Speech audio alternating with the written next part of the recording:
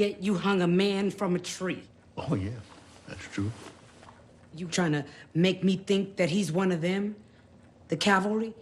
Well, there's plenty of good reason for a man to hide his clan rope in a closet, but I just can't think of any. Welcome back, everybody. Today we're discussing Watchmen, Season 1, Episode 2, Martial Feats of Comanche Horsemanship. Starting with the title, which is a play on words of a painting done by George Catlin in 1834 titled Comanche Feats of Martial Horsemanship. The painting was inspired by the way Comanche riders could drop to the sides of their fully charging horses in battle with relative ease and keep fighting, using the horse's body as cover while still remaining completely mobile. The fact that we are remixing the name to Martial Feats of Comanche Horsemanship could be letting us know plainly that things are backwards this episode, or perhaps linking the 7th Cavalry in some kind of way. I think that the heavy focus on the painting after the big reveal in Judd's closet is letting us know that he has done martial feats of Comanche horsemanship. In other words, warlike feats of the 7th Cavalry, which aligns perfectly to the fact that he was a clan member, or was he? Before we get too deep, I do want to shout out all of the new subscribers. Episode 1 was the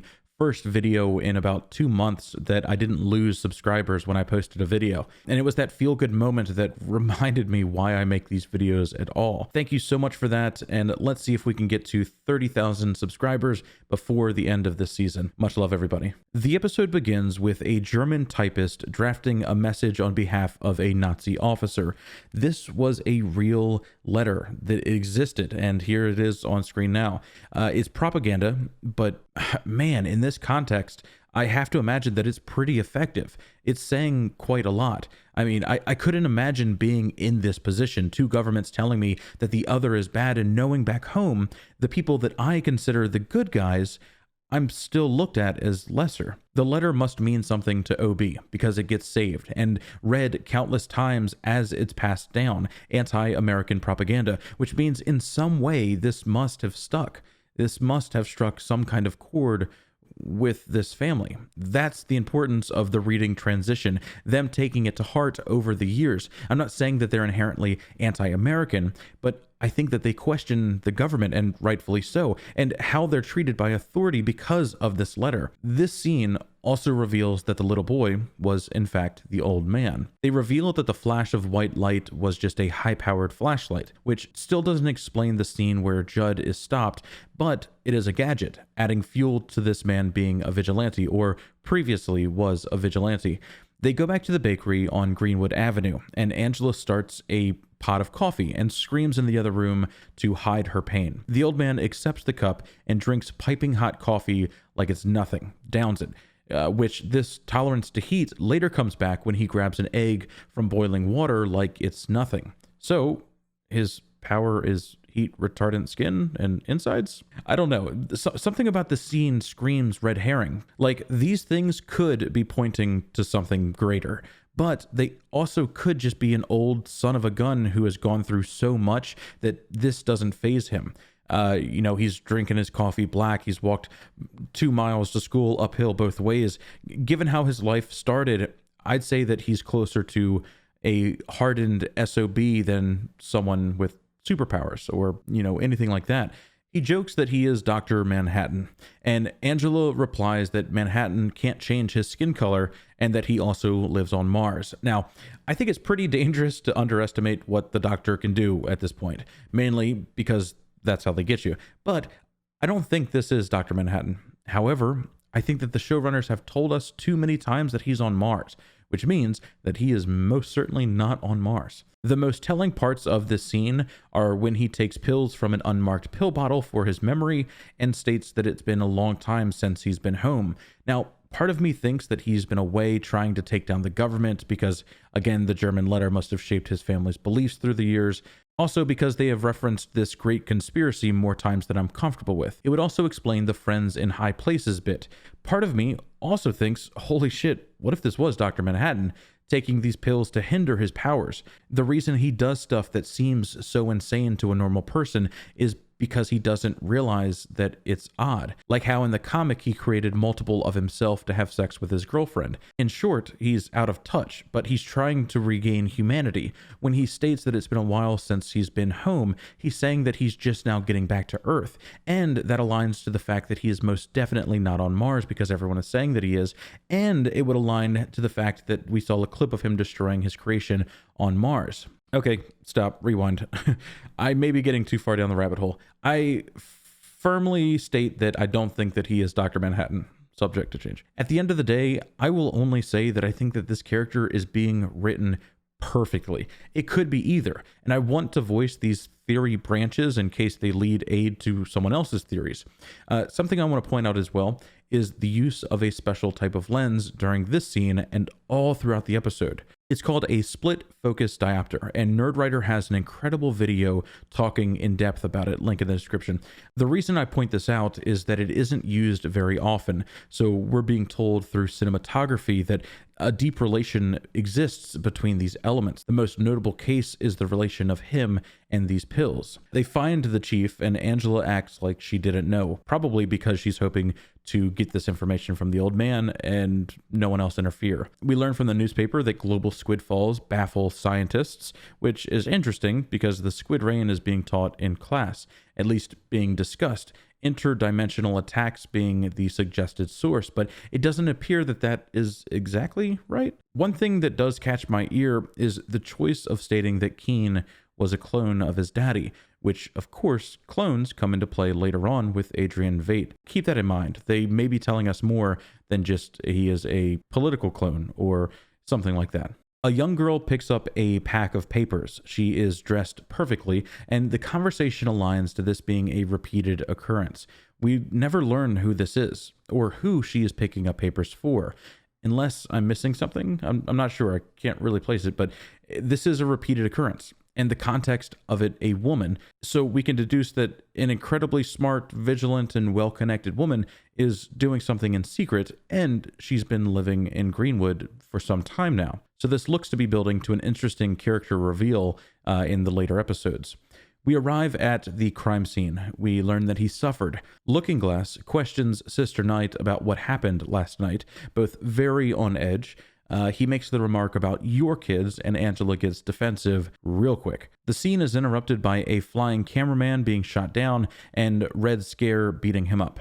And then another demanding that they're all Nazis. They go to take down the chief, and we get this shot of how he was hung. Now, to add more confusion to the what the heck is Will argument, I think that a 105-year-old person could be able to lift a 200-pound man like this. We know that Judd suffered while hanging, so Will would just need to get him knocked out in some kind of fashion, get the rope around his neck, drag him there, wheelchair and all, and then toss the other end of the rope over the tree twice so that it's easier to pull, think pulley system, and have him hung there, tying the rope to the bottom of the tree here. So yeah, I think that Will could 100% lift 200 pounds. Next, we come to the night of the White Night, which we learn is Christmas Eve. Now, this is when things get real freaky.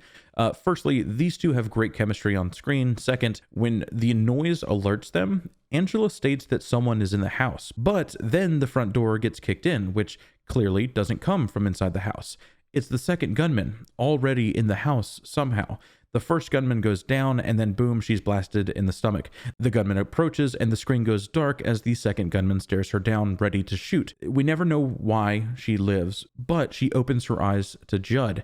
I'll be honest, part of me thinks that this was Judd. I mean, from a storytelling, cinematography, it's pretty much highlighting that Judd did this. We know that according to his story, a single gunman came to his house, the chief of police's house, to kill him, which means that most police officers that got raided that night had a single cavalry member come to their house. So why did two arrive at hers? Perhaps it wasn't him, but I don't buy his story at all. I don't know why. It just seems fabricated and genuine. Something is off here. I'm really torn about how to feel about Judd as a whole, because I do really feel that he loved Anglea, but I can't help shake this feeling that he set this thing up in some kind of way. We learn that her children are actually the children of her partner because he was sleeping the night of the invasion. We come to Nixonville. We're in full-blown chaos as Red Scare has taken over, ordering the police to the operation and making demands on behalf of all police and this force, which I don't think he would be qualified to do. I don't know. I don't really get the chain of command here. The scene is pretty terrible. I mean, this is police brutality. They're discriminating against all people in this community, not just targeting people that they believe to be connected, which is wrong. Anglea does a cool on-screen disarm in this quick action shot and then beats the guy to a bloody pulp, well choreographed. She takes the mug to Greenwood Center of Cultural Heritage, and we get some clarity about the Redfordations in play. So it's not all of Black America getting tax breaks, just the survivors and direct descendants. So I guess that adds to the plot. It kind of isolates all of these racial issues and stuff that we're seeing in the show, not as wide as the entirety of America, but maybe more isolated down to this community. We meet someone named Andy who is entitled visitation to the children, probably a biological relative, but like the girl, this is the only scene that we have of him so far. Topher is isolated in his room working on a model of something, which is also the same something that Dr. Manhattan and Adrian Veidt were related to. Hint, hint, hint. We also learned something bad happened to Angela's parents, which is new information.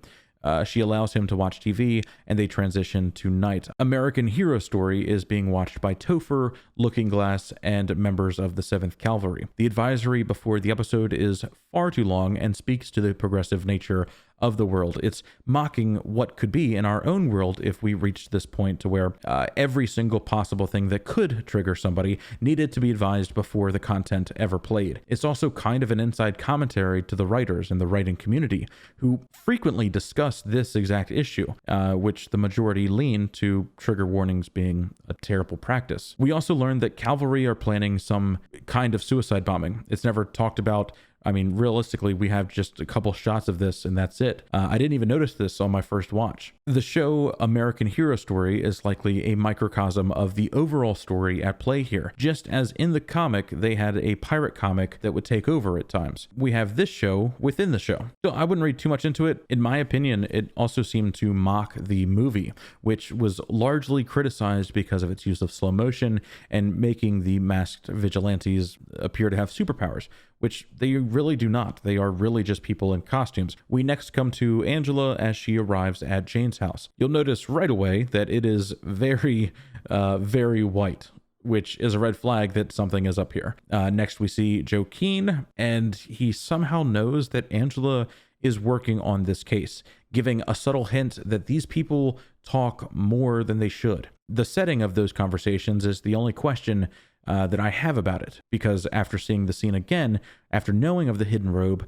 I really have to wonder if this entire room is KKK or the 7th Cavalry. Anglea faints during the encounter, probably staged so that she could have some alone time to search around the house for herself, but it was pretty convincing nonetheless. She uses some high-tech glasses to see in the dark, which is a callback to a character called Night Owl. This may be hinting that his presence is still very much around, or that his technology is pretty widely published and a lot of people have it. We get this image in passing, not once, but twice, meaning that it is important and that we should pay attention to it. We also saw this picture last episode, and after finding the robe, I think that it could be letting us know that his entire family was a part of the clan, or at least related to it. Possible that this robe is his grandfather's because of how old it looks. Everything about this kind of looks, antiquated. Perhaps he's keeping it for historical value. I consider that, but equally, I don't buy it. I feel like he could be. Sure, I mean, that's a part of some people's history, I suppose. I feel like it wouldn't be on display nonetheless. I mean, it looks like it's being idolized in secret, so yeah, I don't buy it. Next, we come to Adrian Veidt. The horse he rides in on is named after Alexander the Great's horse, and the trees grow tomatoes instead of apples. The day is once again his anniversary, and unless he's in some Groundhog Day situation, I think we can all agree that time is passing very differently in between his scenes than everybody else. This year, he blows out 2 candles instead of 1. New to this scene is the candles in the back. There are 5 candles still aflame behind him, meaning that they could be foreshadowing another 5 years to come. Now, when showrunners start throwing out numbers, that's when you pay attention. It's kind of like Chekhov's gun. If they show you a gun sitting on the counter in Act 1, they better use that gun by Act 3, or it's useless information that the audience doesn't need to know and subtracts from the viewing experience. We know that in Angela's world, he has been gone for 7 years. If this is only the second anniversary of the squid dropping, I believe everything that we're seeing is in the past, which means that when we see Dr. Manhattan in the present demolishing the house that looks like this, it's 5 years after that point. We also know that the boy is aware of what this house looks like, which my first thought was to consider that maybe Veit did something that would make this place famous. But we also have to consider the world is watching live footage of Dr. Manhattan in the scene, which means that that's probably been pretty televised. I mean, I have to imagine the entire world would have been captivated by him creating this place to begin with. So right now, I believe that these are the same mansions, and Veit is living on Mars. In the past, we're seeing the time that takes place directly after the New York squid attack, and how we get to the point of raining squid as a societal annoyance, and not a sure sign of the apocalypse. He blows the candles out and asks the possible drones/genetic clones about lying. It's pretty interesting, and I'll leave it to you. I think maybe that he is coming to terms with the morality of it. Something to note is that Veit loves genetic engineering, which is why we see a tomato tree instead of a tomato plant. He squeezes the tomato. He looks proud, like this was something that he created, which means that it probably was. When I was first watching the scene, the thing that really stood out to me was how snappy or irritated he was in comparison to the first year of him being here. Like he is in a constant irritation to his surroundings. I mean, that aligns to him being trapped on Mars as opposed to him being here under his own free will, alone for 2 years with his only company being what he has created. It both lends credit to this being a sort of prison for him, and also that we're likely seeing him spiral into insanity because of this isolation. If not insanity, then something very close. Some kind of mental break, I think, is likely going to happen here. Alas, a year has gone by and the play is finally ready.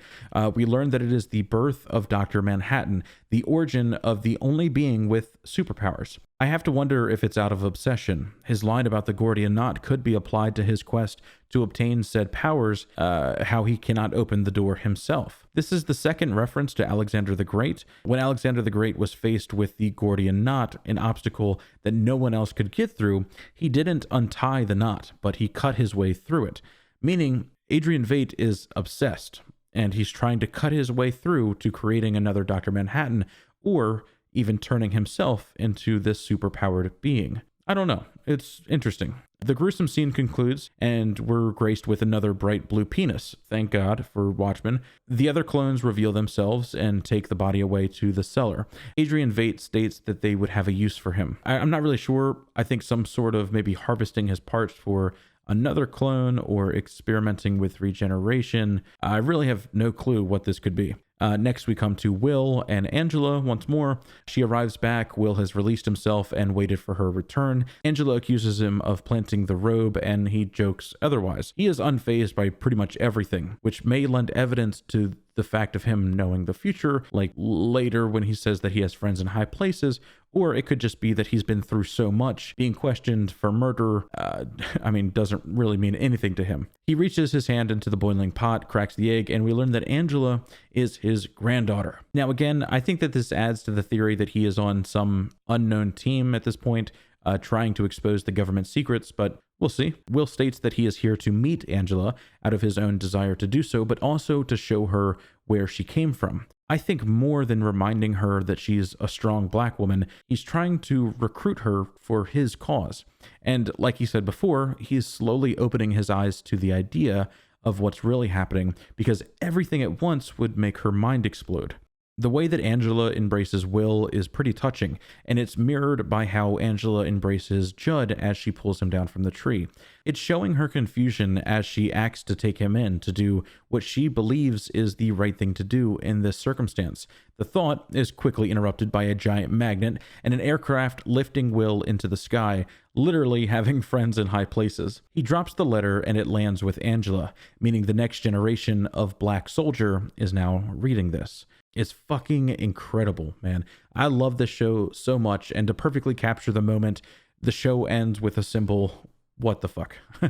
But with that, we come to the end of the video. If you enjoyed this, please be sure to subscribe for more just like it. We go over a ton of new ideas in this video, and I hope that you're able to use some of these as a resource of your own theory crafting, just to add to the enjoyment of the show. I mean, that's why I do this. I love this. It's fun. That's pretty much it.